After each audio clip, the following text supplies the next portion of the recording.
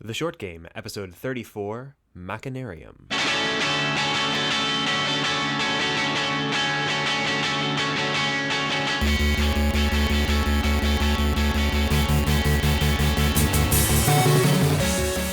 Welcome back to The Short Game.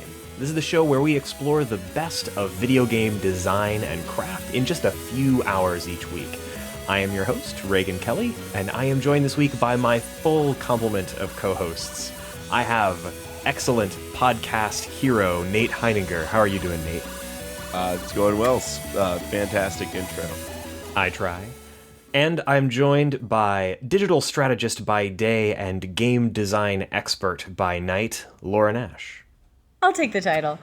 And of course, I am joined by my bro host and real-life twin brother, Shane Kelly.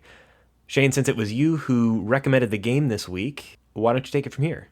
Well, today we're talking about an amazing game, in my opinion. I think, although we usually try and bring you games that we unanimously love, sometimes we cannot always 100% agree on how much we love a game. And on this game, I think we're going to hear a different level of love from some of our panelists than from others. The differential's a little bigger on this one than on some of our past games. That's not to say that it's a bad game, but I'm going to have a little bit more to say in the camp of this could be better.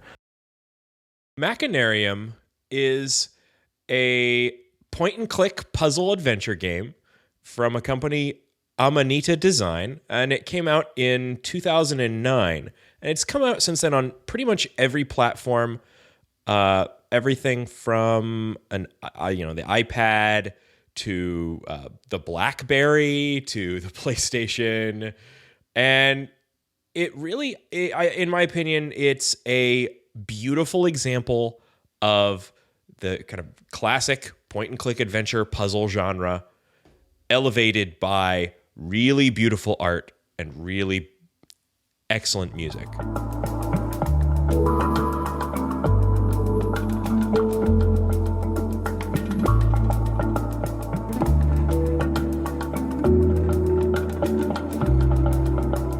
One of the really interesting things about this is it's a point-and-click adventure game, but I always associate that with quite a lot of text, the Monkey Island style, where there's a lot of people talking at you. This is just a point-and-click adventure game where the illustration and the animation take center stage. You're really living in this beautiful, beautiful world, and the music and all of these design elements are really building you a great picture, but there's no text. There's little thought balloons with question marks or next steps, telling you what you're supposed to do next. But there's also very little plot, which I often find a lot of twisting and turning in puzzle games. This one has, it's a little robot who's absolutely adorable, and bullies steal his girlfriend, which is terrible. Terrible. Those bullies. Yeah, terrible bullies. They put him in prison, which is even worse. So then he has to break out of prison, find his girlfriend, and stop this bomb from going off. Which sounds really high stakes, but a lot of the game is you and the little robot trying to solve little puzzles, like, can the band fix its instruments? So a lot of it's this little charming world, Triplets of Belleville, Metropolis, sketch art style. Triplets of Belleville is a great great kind of call out as a sort of a similar art style. It has this. Let's start by talking about the world of the game and how the world of the game and the art work together, because I think that's some of the thing that will draw most people into this game. I actually, while we're on the topic of the art style, I had a different sort of connection point for that, because it is a gorgeous art style. I think the art is by far the most impressive thing about this game. Every single moment of the game you could put up as a canvas and it would look gorgeous. And they look oil painted, like you get that kind of crackly look of an oil painting. And what it reminded me most of, Triplets of Belleville is a good example, good comparison. But it actually reminded me a lot of children's books like The Stinky Cheese Man. Do you remember that book? Yeah, I actually do. looked it up when I was getting ready for the show because I wanted to make sure I could call out the author. It's by John Sietzka and illustrated by Lane Smith. And Lane Smith illustrated a number of books for John Sietzka. And all of them have this gorgeous sort of painterly, but also sort of dark art style that every moment of the game kind of reminded me of that art style. So if that's something that, 90s kids will know what I'm talking about, maybe that'll help clue you into what this game looks like. I have actually happened to watch a good part of Triplets of Belleville just about 3 nights ago. Molly watched the whole thing, and I was part of it. I didn't really get that feel. I think maybe in some of the landscapes and some of the buildings, but the color palette and the kind of soft edges definitely is way more Stinky Cheese Man. So if you ever imagined, I win. Yeah, Stinky Cheese Man's a great comparison. But I think it's both. So I think we have finally found, for people who've been pining for a Stinky Cheese Man meets Triplets of Belleville universe, Machinarium is the game for you. Plus Now, robots. A ringing endorsement from Nate. I actually, while we're talking about the art of the game, Laura, you had a little bit of a story about your first experience with this game, and I know you met the person that did the art. I believe that would be Jacob Dvorsky. Yes. So this game was actually one of the first PAX 10 honorees. I was living in Seattle at the time, and I was a newbie game designer. So the PAX 10 I was trying to, meet as many people and play as many games as possible to learn new mechanics. And I was trying this game as a demo at one of the booths, and this guy kept trying to give me hints, and I was trying to not take any because I was, it was a puzzle game, and I felt I shouldn't. And plus, these were early on in the game when they're pretty easy. And then I started talking to him. I was like, yeah. He's like, would you play this game? Would you buy this game? I was like, yeah, I think it's beautiful and the music's great. And, once I got past this little bridge thing, he's like, oh, thank you. I did all of the illustration myself. Oh, Nice. great. Way to bury the lead guy. Yeah. So, the guy just kept talking to me about this game. And I thought he was just a normal marketer. Would you date the designer of this game? He's, Laura, could you describe for us a little bit about the world of the game and kind of what you see as you were first seeing those early scenes? Sure. In the early scenes, you're really meeting the character of your lead robot.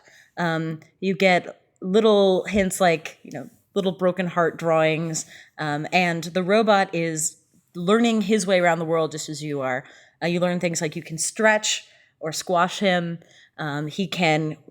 one of my favorite animations is just pulling his body up to the full height and then watching him teeter-totter to the edge of things.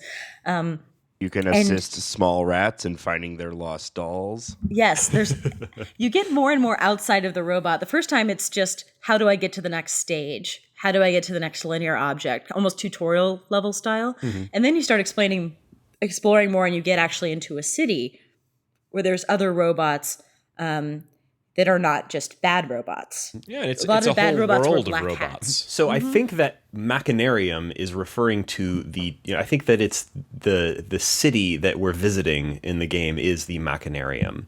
And it's a weird world. It sort of has this decayed technology kind of look, like a bunch of robots were set up to maintain this city for their builders, and the builders are all gone, but the robots are now living their lives. And some of the robots... it's like Wall-E. Robot Wall-E.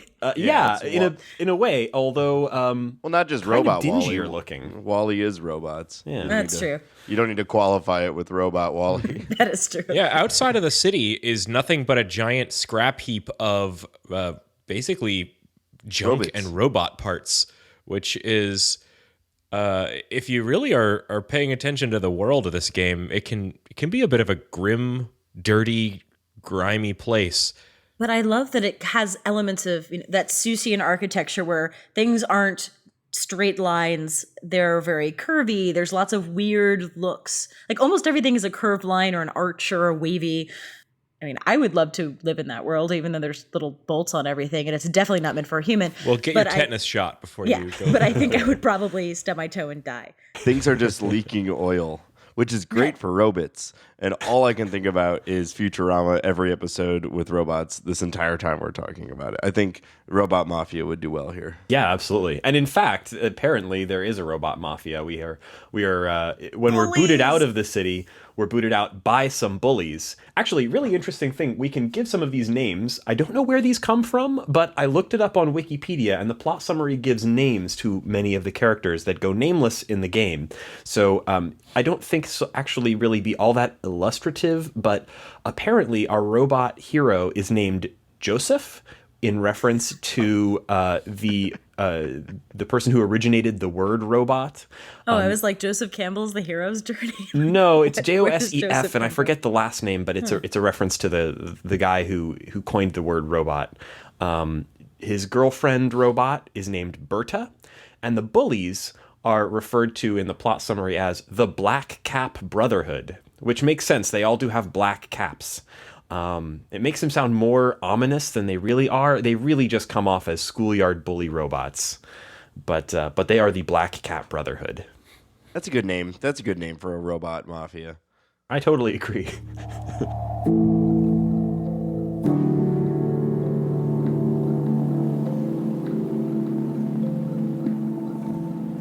So we're booted out of the city by the Black Cat Brotherhood, and we first have to find our way back in. And sort of getting back into the Machinarium is your tutorial, and you once you have gotten back in, the game sort of opens up, and there's a much larger series of puzzles. And the puzzles kind of broadly break down into a few kind of big categories. There's a lot of sort of very typical environmental item puzzles that you'd find in any point-and-click adventure game. And a lot of those have a very cute, charming way of kind of explaining the game world and interacting with other characters. Mostly it's you encounter a robot who is sad because of something. And it's usually, I'm sad because I'm missing my blankety object. And you can find that blank object somewhere else in the world, and through some kind of way of doing an adventure gamey puzzle, you can get that thing and bring it back to the robot, and they're happy again, and then they'll do some favor for you. So a lot of the puzzles kind of break into that mold. But a lot of the puzzles also break into a couple of other molds. There's a lot of puzzles that are more sort of self-contained and resemble little like sliding tile games or little self-contained button-clicking puzzles. A good example would be that there's one point when you open up a street lamp, and inside the wiring is represented by a bunch of little tiles with little wire drawings on it, and you have to do a sort of, the 3x3 tile grid type of puzzles like you'd find in a children's birthday party favor bag. You have to slide the little tiles around in order to complete a circuit, and that's an example of one of the types of little mini puzzles that you'd find as a part of the world. And then there's a third category that's sort of more fully interactive puzzles that kind of more resemble little mini games in and of themselves. One really prominent one would be that if you want to consult the in-game hint book, you can play a little shooter game. And that little shooter game, if you complete the level, lets you open and unlock the hint book for the world or the room that you're currently in. Well, Reagan, you just brought a bunch of things up, a bunch of different points related to the puzzles. And I kind of want to call out some of those things as things that either worked really well or didn't work too well for me. And this kind of gets into my opinion on this whole genre of games, which is a genre that I have a lot of affection for. I have been playing these sorts of games since I was really young. One thing that tends to work really well in this genre, I think, is the kind of get the cheese to lead the mouse to the cat type puzzle. The if this then that type of item collection or interaction puzzle, and that's the classic adventure game. This game, I think, has a lot more of what you're kind of describing with the tile sliding, kind of real puzzle type puzzles. Mm-hmm. And those don't tend to be my favorites in this kind of game. I remember there was one puzzle in this game where you had sort of I can't even remember in what context you found this puzzle, but there was like a triangular kind of red and green peg puzzle where you were spinning the little items around. I remember that. One was difficult. That took me a lot of random clicking to get through. Yeah. Yeah. So that kind of puzzle is one that tends to not work well for me. And that one in particular, I remember being so frustrated with it that I tried to look up a walkthrough for it, only to find that that puzzle is randomized each time you play it. Oh God, I didn't Yeah, realize. I'm always torn on this stuff because I actually think I'm better at those style of puzzles. The like real self-contained.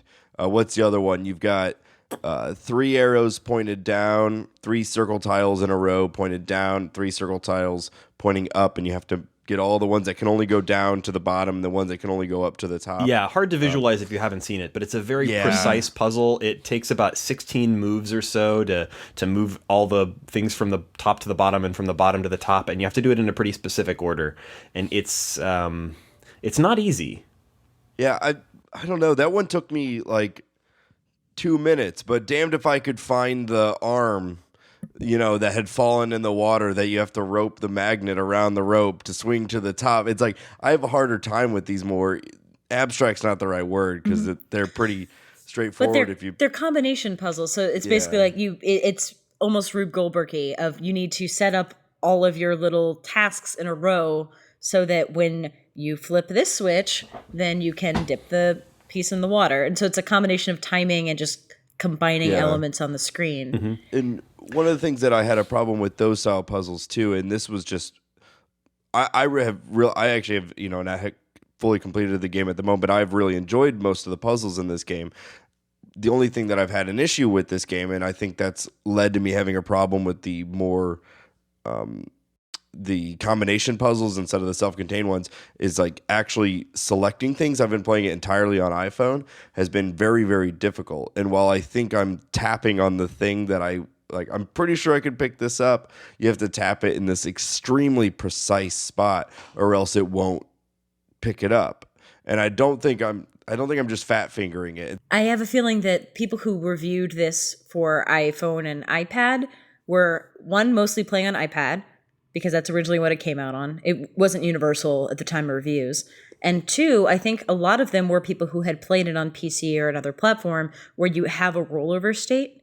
And so they were reviewing the game, but not necessarily the port. And there are ways to make it easier on touch devices, but I feel like when you said you were playing on an iPhone, I couldn't even imagine this world of this game shrunk down to the iPhone. The hit areas must be tiny. Well, and that's the problem. And part of me, because I started the game, and I think it was Reagan was like, you should probably play it on computer, and I agree. But it's offered on iOS, and knowing that most of you guys had not, I thought that I would just get through it. And there is a cursor mode, which Reagan pointed out to me I had not found, that you actually can basically drag a mouse cursor around, and that's really helpful for identifying actionable items.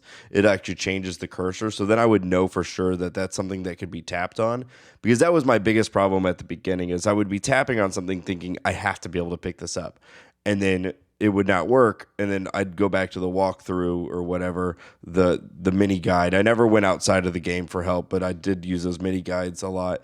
And it would be like, yeah, you pick up that thing. So then I'd go back over and tap it just right to pick it back up. The cursor helps with that. But Obviously, there's a lot of sort of usability issues with the game that we can kind of talk about. But I think maybe a good way to approach this would be for us to talk about the problems with the game and see if these are just quirks of the adventure game genre generally, and things that a person who loves adventure games would adapt to or not see as an issue, or specific problems with the game itself. I have a kind of a list of things that bugged me, and maybe you guys can give me some feedback on whether these are problems with this game or whether I'm just crummy at adventure games. And actually, I should say that I've played a few adventure games, but I'm not a big adventure game player. Back in the distant past, I played adventure games because they were some of the only games that offered plot. But in more recent years, I think I've played very few adventure games. One exception would be Broken Age, which I really liked, and I managed to make it through Broken Age without a lot of trouble. So I'm wondering how many of these things are things that just reflect on my failings as an adventure game player, or on this game in particular. you're forgetting your favorite adventure game, Freedom Planet. I mean, was that not the greatest adventure you'd ever been on? It was the greatest story ever told. One thing about Machinarium that makes it a little harder is this beautiful detailed art, because I've played quite a lot of adventure games, and usually you tell what's interactable because someone gave a damn about that sprite. Someone like cared about that background object and put some extra shading on it. So you can tell because someone put care into that object, you probably are supposed to interact with The it. Scooby-Doo effect. Yeah. Where the object that you know that they're about to open the drawer because it's a different color from the background. Yeah, I mean, that was like every single Sega game. Exactly. That someone bothered to put it on a separate layer. This is such beautiful, detailed art, which we keep praising, but it makes it really hard sometimes to know what is just a background detail and what is interactable. So that's one of the things that makes this harder, in my opinion, than a lot of adventure games.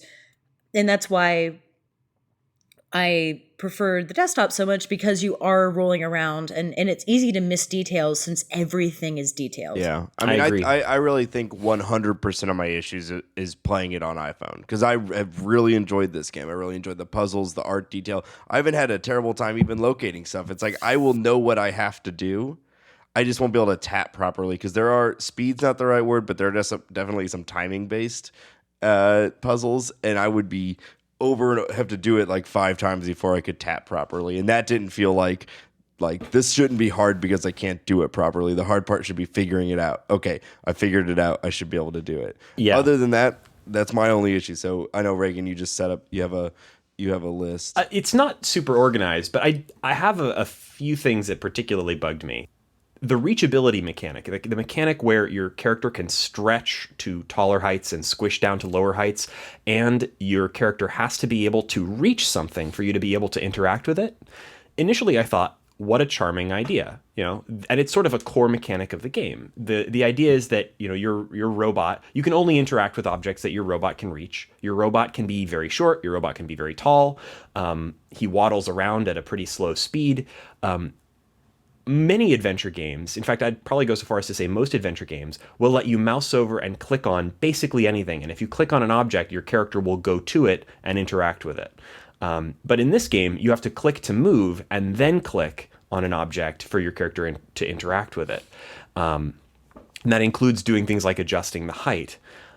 And so for me, while this added some charm, it added a lot of tedium, because it meant that I had to do a lot of managing where my character was placed. And it also really, really made it challenging to tell what was interactable and what wasn't. There was already the problem of telling what was interactable because everything was so detailed, like Laura was saying.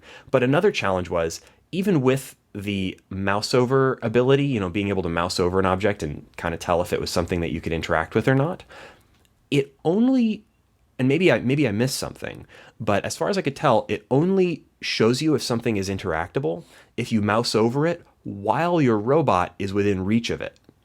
It does tell you that right at the beginning. That's true. It does tell you that. But the problem there was that meant that if I'm trying to figure out what objects in a scene, and in a very densely populated scene with lots of little elements in it, are interactable, that means navigating the robot around at different heights and trying to click on basically everything.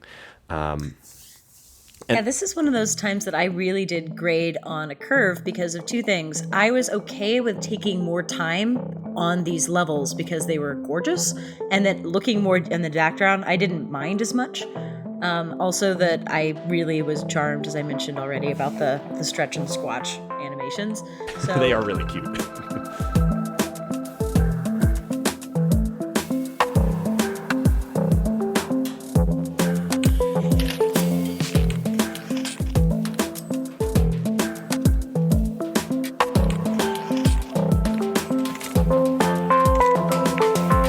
I think they're really adorable, and so I didn't mind as much having him stretch out and look around, and especially because I obsess over any designer who puts a good fail animation in, and the robot will just quickly shake its head no at you, like, you stupid human, how dare you think that just shaking his head back and forth, which you hear a ton because you're often clicking on things that have I wanted no to punch him in goddamn his sense. little robot face at some points when he did that. Yeah. How And it's dare like- you, Reagan? It's like arguing with the cutest toddler ever. Like, That's no, you should be able to do this. Please stop. So, again, I think they put enough personality that when I got frustrated in that situation, I was okay with it, but I understand that you were also playing this on a time schedule. You wanted to finish it for this podcast. I was playing with months and doing a puzzle or two a day. So when I got frustrated, I just quit and picked up later. Oh, and I was playing just in a very relaxed way. Super relaxed. On my wife's laptop. The two of us were playing it together. That is it the was best way to play adventure games across It the is, board. isn't it? Because you get to kind of talk it out when it comes to the puzzles, and you get to share in each other's frustration with the and you do it best, Nate. Yeah. Nate wins. This thing has been haunting me for days straight now. The judgment of that robot. And also when we played it, we made very, very liberal use of the hint system. That's built into me the game, too. which I consider to be one of the finest hint systems in any game that I've played. Really, I mean, first off, they limit your access to it a little bit. They make it a little bit annoying to get into it because you have to like play Snake or whatever. It's a on the cover little of this book. Shooter, yeah. level. They'll shoot 'em up, yeah. You're a little key, and you have to get from left to right and shoot little bugs and not hit ceilings until you get to the keyhole, and that unlocks it. Mm-hmm. It's And great. I might be misremembering. It gets harder to do that as you go, or Nope. They have about Or 6 or 7 levels that they loop through, and some of them are harder than others. But if you play one and you fail and you play again, you'll get a different level. So it almost I don't think there's a scaling Yeah. difficulty to it. It's just there to make you like, not want to waste your time going back and checking the hints constantly. I think. Yeah, And that because each time if you've unlocked the hint book once and then you close it, you have to play the level again to open it again. So you get one look if you want, and then you have to go and Yeah, that's why I tried to reserve it until like, okay, yeah. what stupid little knob have I not twisted? I do appreciate that it gave you you had a moment of success after probably 15 minutes of utter dismay yeah, and that's a failure. good You get a point. little bit that's of a really like, good point. oh, I can succeed in something Yay, before I you got get the the hint key. book. So, And your reward and those hints. The thing I love about them is that they're like a little comic book. They're full, just like everything else in the game is beautifully illustrated. The hints have no words to them, and they themselves are beautifully illustrated in the form of like a little, graphic comic book. And the only thing that they do, the problem with the hints, is that once you're in the part of the game where the world opens up a bit and you've kind of got the hub from which you can go off and play whatever puzzle you want, the hints, they tell you what you need to do here in this area, but they don't tell you, oh, you need to go get this thing from this other area, or you need to do this other puzzle before you can complete this puzzle. Yeah, it's not chronological because it's just frame by frame. This is what to do on each frame, but it doesn't tell you exactly what to do. It kind of shows you the outcome. yeah. It kind of points you in the right direction. It's not a total walkthrough. I found it to be But doesn't enough, it give you though. one eventually or something like No, that? no, There I are mean, 2 levels of the misremembering. hints. In every room, there's a little like light bulb that you can click on that will show you just a single image that kind of illustrates what you're trying to achieve in this area, and that's kind of a hint. And there's no little puzzle you have to solve or game you have to play in order to get that. You can get that in any room. It's just to kind of get a picture of what it is that the robot is trying to do. But then you play the little hint book puzzle in order to open the hint book and see a sort of a frame by frame, usually 6 or 8 drawings that kind of illustrate what steps you're going to need to take in order to get there. And you're right, even then it's not always completely laid out for you, but it's usually pretty clear. Yeah, it's enough for you to be like, okay, this is what I need to do. Sometimes there's a little bit you still have to figure out, but it doesn't just. I like it because it doesn't. First of all, like they know their audience.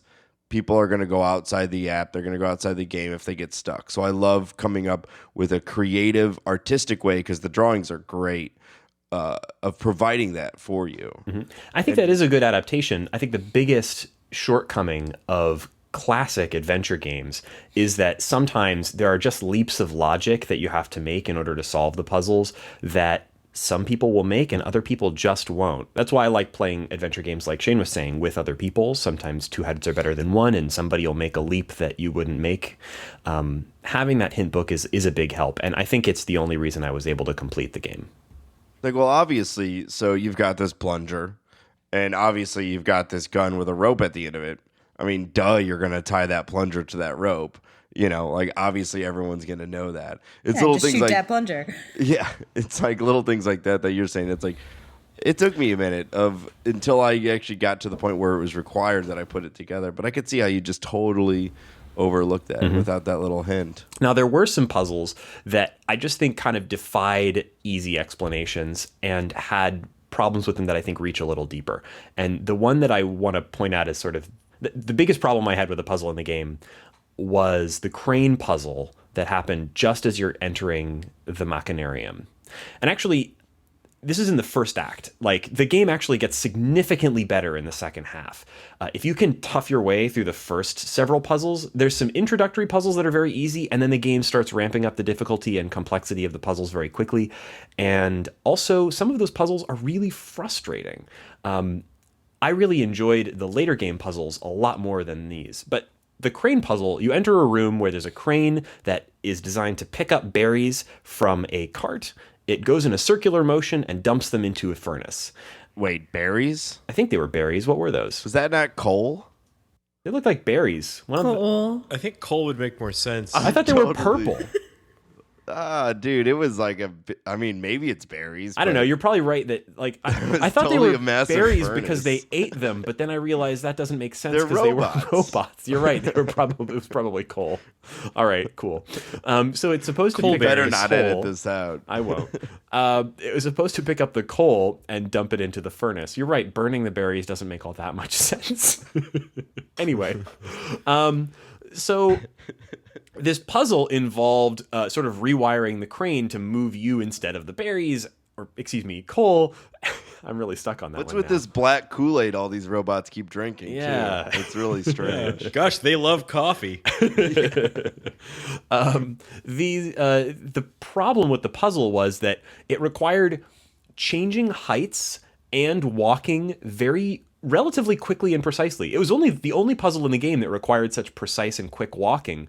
And also, it was very unclear in some places. There was a lot of waiting involved in the puzzle while you program the crane, you hit a button to start it, and then you kind of wait for it to cycle through its animation. And its animation took almost a minute, which doesn't sound long, but it's fairly long if you're experimenting with the controls of the crane. You know, every time you wanted to see if you could get the crane to do what you wanted, you'd have to change some things, hit a button, and then wait and wait and wait while the crane went through its cycle. And add on top of that the fact that you had to change height from reaching the control panel of the crane down to your regular walking height and then move. I get it. The puzzle was hard. I mean, Reagan, though, you bring it up, but that is the one that forced me to stop using the touch controls on the iPhone and switch to the cursor control. And then I had to set it to highest sensitivity in order to move the little crosshair fast enough across, like to lower my robot and then to move him over to the berry cart and get him into the berry cart. I had to change the cursor speed. Yeah. And so, yeah, that was the first one. Like, It drove that me I insane. had. And there's other little frustrations with it, like the fact that if you start the robot walking from place to place, you can't interrupt that except by giving him a different place to walk to. So you can't, for example, have him stop. I can tell you lost your sanity I'm sorry.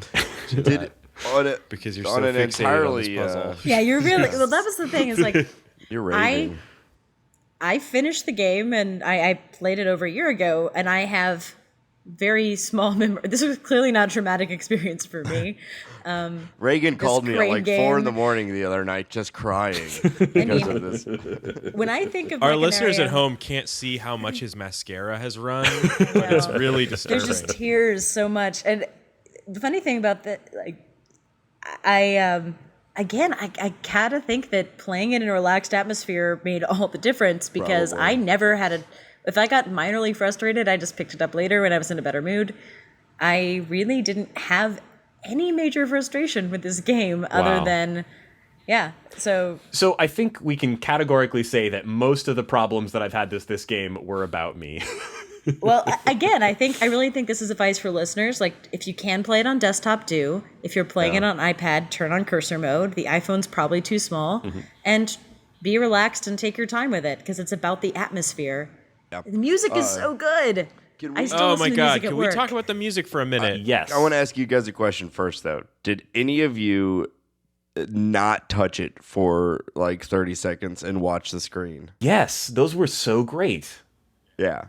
The they're little so wonderful. Yeah, the little robot has like daydreams basically, and they're adorable. This game, like we've been talking about the graphics a lot, but it's really cute almost. I mean, the Like, game rewards patience. yeah, that's Yeah, a lot that's of an games interesting have way an to- idle animation, but usually it's something where, like, Sonic the Hedgehog looks out at the screen at you and kind of taps his foot and say, toes. "What's your problem, man? You're not going fast enough."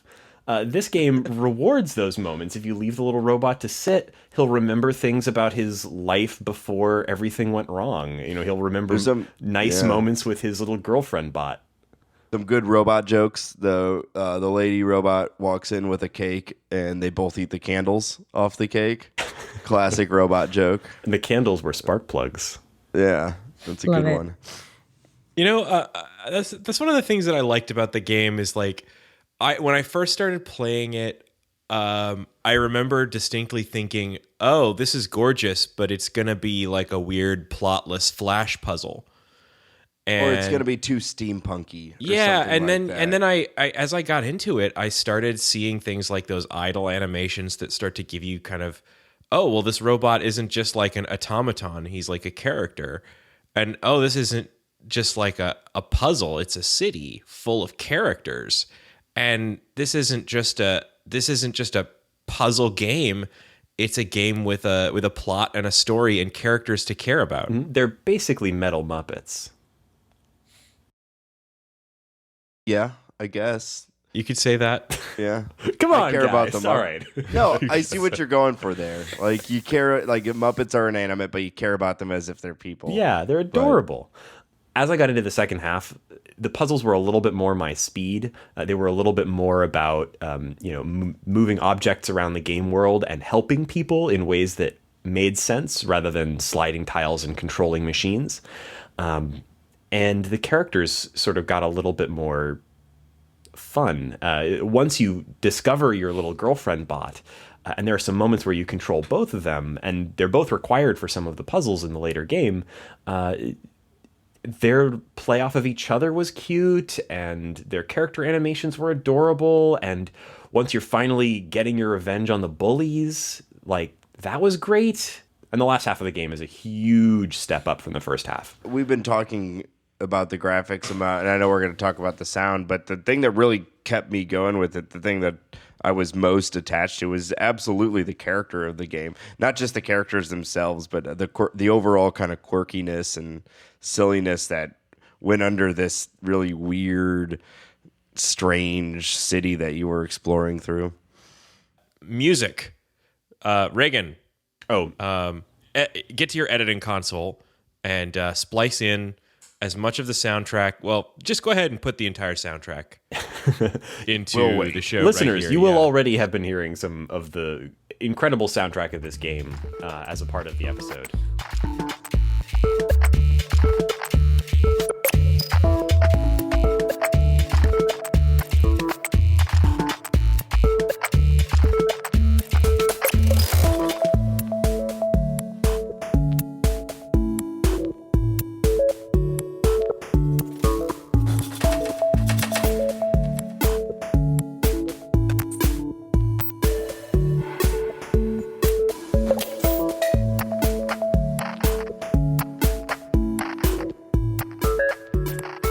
One thing I want to say, this soundtrack has been in my iTunes since I played this game around the time it came out, and I am not the kind of person who keeps a lot of video game music in his iTunes.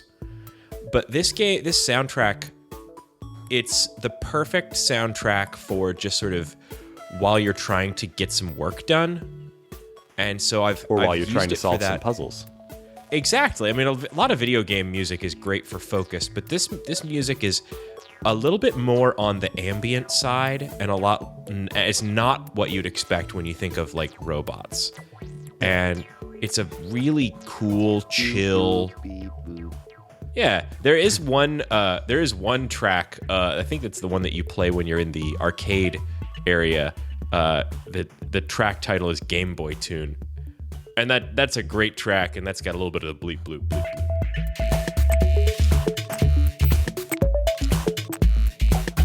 But most everything else in the soundtrack is just this beautiful, mellow, somewhat electronic, echoey sound. It's really beautiful. And I hope you're playing it under my voice right now, because I'm going to talk real quiet right into the mic. Sounds good, bro. All right. Yeah, just a lot of care was taken to make a fully designed soundtrack. It has a lot of character of its own. And I think it's worth listening to on its own, because sometimes when you're sitting there going, damn it, tiny robot, move properly, you don't appreciate the soundtrack entirely. Yeah, here's a question for you, Reagan. When you were playing this game, were you listening to the soundtrack? Oh, absolutely. Then how did you get so frustrated? It's hard to say. It was a very mellow soundtrack, and actually what's funny about this is that I got this game when it was included in a Humble Bundle back in 2012 or so, I think. And that, I think, included the soundtrack. Maybe I'm misremembering, but I ended up with the soundtrack at some point. It included all the soundtracks as well, cool. if you paid over $12 or something. Yeah, and I listened to the soundtrack, and just like you, Shane, I've had this soundtrack in my iTunes and enjoyed the soundtrack for a couple of years before ever getting around to playing the game. The soundtrack immediately caught me as something that was totally worthwhile, and I've been meaning to play this game because of its great soundtrack. Oh yeah, definitely. There's a track on the soundtrack that's my personal favorite. It's called Mr. Hand Goatee. A good name.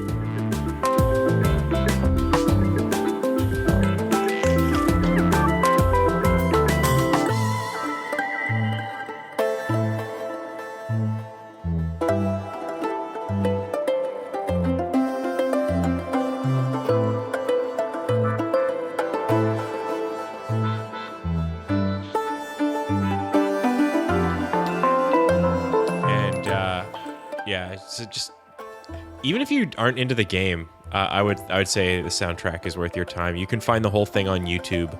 Maybe we'll throw a link in the show notes. Also Bandcamp if you want to, not just listen to crap on YouTube. Oh yeah. Well, if you want to give the developers money, buy the game. True. But what happens at the end of this game? My Hey, recollection. I don't know if we should maybe throw in a spoiler break. Well, yeah. This is it, ladies and gentlemen. We're going to talk about the ending of the game. Honestly, the plot of this game was freeform and story light enough that I'm not sure spoilers are really an issue. But we are going to be talking about the conclusion of the game. We haven't talked about any actual puzzle solutions yet, so I think that would be the true spoilers in a game like this. But let's go ahead and dive in. Here's your spoiler break.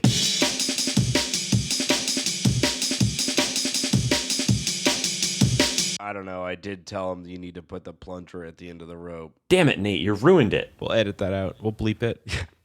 Beep. You gotta put the plunger at the end of the beep. Here, I'm providing the beep for you. All right, good beep. Beep. So around the end of this game, please stop me if I miss any details, but you find not only your girlfriend, but another friend of yours who's sort of like the mayor of Robotown, and he's got a big old head. He's like the head guy. Yeah, so the town is surrounding this tower, and the tower is where the bullies have taped up their bomb. And so most of the content of the game... Hey, Nate, stop that. I get Steam notifications on the corner of my screen, and I can see that Yeah. you just launched FTL. We're still I hit talking the wrong here. button. I was Sure I you promise. did. That will Sure definitely you get did. it out, right? I hit the wrong button. I want to say, do we still call them bullies once they've started attaching bombs to towers? Yeah. When I feel bullies like- become terrorists. Yeah, I The think they- Machinarium story. I wasn't, I wasn't gonna throw the terrorist out there, but I think bullies would be a much better name. Does anyone have any idea why they wanted to blow up the tower? That's the thing I'm really confused about. I didn't know anything about any of the motivations in this they're game. bullies. Yeah. Because their parents beat them. I don't I know. think the motivations in this game are people are sad and oh no, there's a bomb. Those are your two main motivations. Oh, this person is unhappy. Why is there a bomb? Because people are mean. Yeah. People are mean and other people are unhappy. That's all you get for motivation. So towards the end, we climb the tower, we defuse a bomb. There's a huge-headed robot that I think they incapacitated him somehow by taking out some part of his brain. Is that right? That we have to return to him, or they break his head somehow? It's kind of hard to say. You get into the top of the tower, and your buddy robot, who it seems is the mayor of Machinarium or something, has a giant metal head. I mean, they all have metal heads. He has the biggest head, so he's clearly the one in charge. They are robots. But he's kind of having a seizure or something. He's sitting in a chair, kind of rocking around and drooling, or I suppose leaking. And you have to disconnect something from him. I forget exactly. And then you have to kind of dive into his head and play a mini game. And actually, weirdly enough, this final mini game, I know I said I kind of disapproved of the little mini puzzles that were like sliding blocks, but some of them did stand out as pretty good. And a couple of good examples would be the ones in the video game arcade, which are really more sort of fully formed little mini games with actual interactivity above just sliding puzzle blocks around. But this was probably the best one. It's actually a kind of a little... Actually, I think I'd describe it as being a kind of a clone of Adventure for the Atari. You move around a little map with a bunch of passages. It's broken up into little chunks, kind of like the Zelda map is, and you have to collect little objects and destroy other little objects. And eventually, once you've presumably were representing cleared the big head guy's brain of, I don't know, bugs, problems, whatever it is, then he comes back to normal. And you flush the Black Hat crew down some kind of giant toilet, and everyone flies off into the sunset. Robot house. Actually, the very end there, where they flew away, actually had a kind of a weird ending, and I wondered if you Little guys had car crash. Yeah, I wondered if you guys had opinions about what was actually happening there. They both get into a weird little helicopter dealy bobber at the top of the tower, and the helicopter begins to fly away. Now that they've gotten rid of the bullies, I'm not sure why they want to leave, but they do. Vacation. Yeah. And then that flies off screen, and the credits begin, and it appears to crash. And then a couple of little flying robots come and pick up their apparently lifeless bodies and fly off in different directions. And I wasn't sure if that was a dark ending or not. It's very hard to tell what's going on They there. were setting up Machinarium 2 with that. Whether there will be a Machinarium 2 is not a sure thing, but it seems like the kind of thing where it's like, you got to separate them again to have the next game. Makes sense. I guess.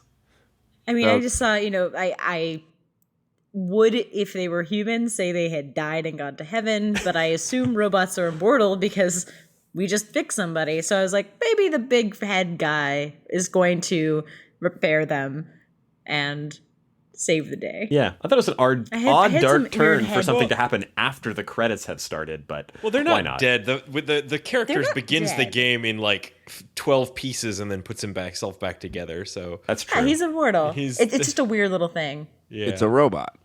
yeah, it's definitely an odd ending. I think that it's just really that note at the end that was a little bit off, and I really personally think it was just kind of a let's set up a sequel type thing, um, but the reuniting with your girlfriend and saving the town, that's a good ending. I definitely liked the game, and I felt very accomplished at the end of it.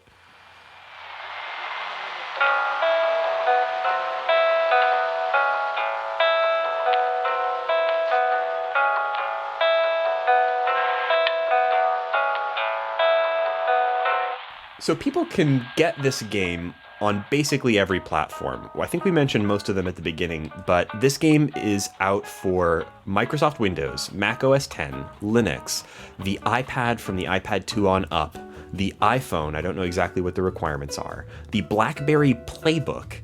It's out for Android, whatever Android device you want to play it on. And it's out for the PS3. I don't think it's out for the PS4 or Vita. Oh, no, it is out for the Vita. It's not out for the PS4, but it's out for the PS3 or the Vita. So basically any device with a screen, you can probably play this game. It's on any device that you can export Flash code from. Yeah, because it's all written in Flash. In fact, I kept running into a frustration where I'd accidentally right-click on the game window, and it would pop up the standard Flash right-click menu, which was a little bit breaking of the immersion. Yeah, right-click is something that a lot of adventure games train you to do. So I could see why you'd pull that one up. Mm-hmm.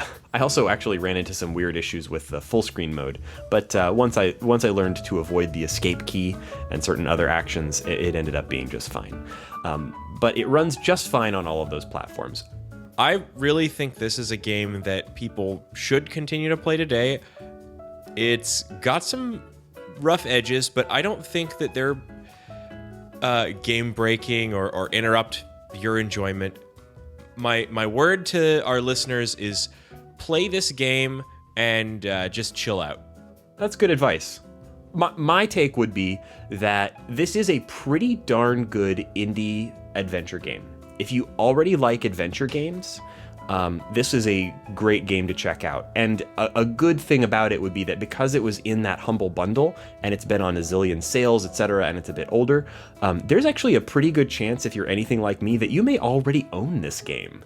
I mean, it was in my Steam library for a zillion years since that Humble Bundle. So if it's sitting around in your Steam library and you're staring at your Steam library wondering, what do I do with my time? I've got hundreds of games and nothing to play. This is a pretty good one to pick up. If you're not sure that you love adventure games, this wouldn't be the one I'd recommend starting with.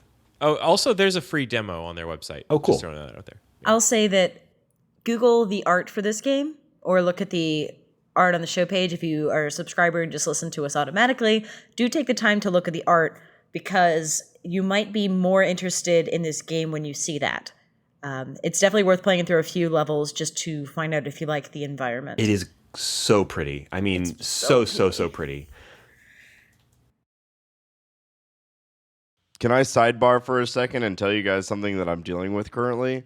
In order to mess with Reagan while we were talking, I opened up a game of Goat Simulator. I saw that notification. And then I also opened up a game of Worms Reloaded. And what has happened is the Worms Reloaded opened first, and then Goat Simulator loaded on top of that. All of my controls are controlling Worms Reloaded, which I cannot see. And I'm staring at the title screen to Goat Simulator, getting the soundtracks to both. I can hear all of you, but I can only see Goat Simulator. And for the life of me, I cannot get any of this stuff closed. I have only the controls for Worms Reloaded. And in my attempt to hit the right guesses of combinations of keys to close it, I started a game of Worms. And for a moment, I was controlling my worm, and I remember the game enough to fire a bazooka. All right. Well, we could take a quick break. This doesn't have to be. This doesn't have to be off air. I can admit this. Nate, never try to run a game guys. while the episode is recording. Well, here's my concern. Just a short game. I don't want to. Goat Simulator is forever. It is not a short game. in that I will never not play it. I don't want to like restart my computer and screw up the recording. Yeah, leave it for a minute. So I don't know what to do. I need help. Yeah, I don't know if this is something you can call the fire department about.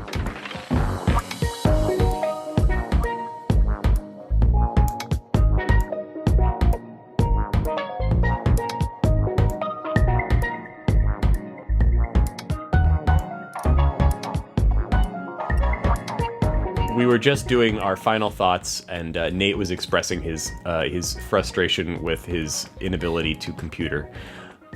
I'm not. So my back closing on thoughts. track.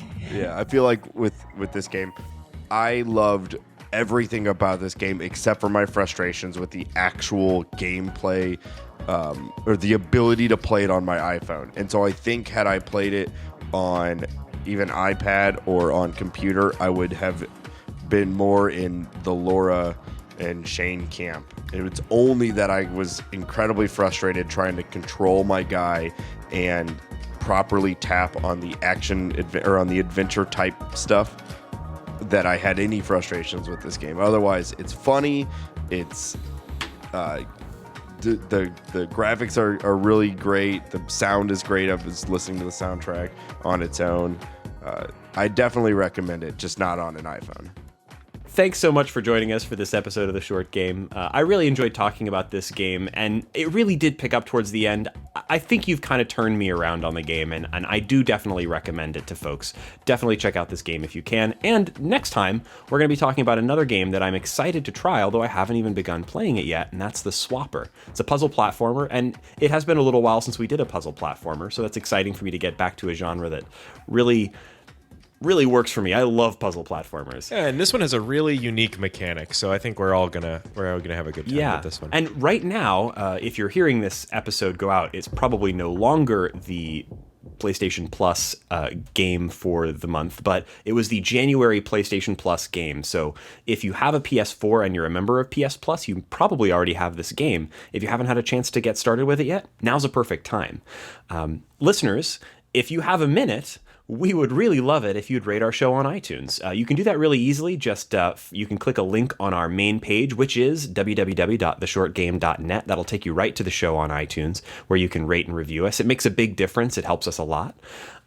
We also love to hear your feedback. So if you have thoughts about this game, this show, or if you just want to recommend a game, you can hit us up on Twitter. We're @_shortgame. You can also follow me personally on Twitter. I'm Reagan K. I spell that Raygank, Raygank. Laura, where can people find you? You can find me on Twitter @LauraJNash. Isn't that Laura Janash? Yeah, that doesn't work it only works for your name. Don't try to make Laura Janash a thing. It's not a real thing. Lauraj Nash? Nate, where can people find you?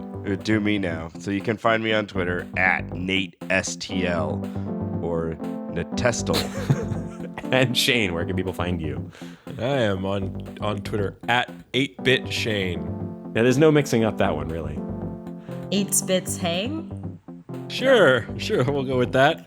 Bit of a stretch. You mentioned asking our listeners for some iTunes review love, and I do want to thank the people that have done that so far. Andrew, I love you. Nurse C 1992, you're the best. Does anybody know who Kitty Nurse Raja? C 1992 is? That's such a AOL name. I love it. Oh yeah, well we love our listeners. Kitty Raja, Mac so cool, and someone with the name Amazing Show. I think they were probably filling that thing out wrong. But a special thanks goes to Senor Cheezel. And we're not going to top that. Thank you so much, Senor Cheezel, and to all our listeners. And we'll catch you next week on another episode of The Short Game.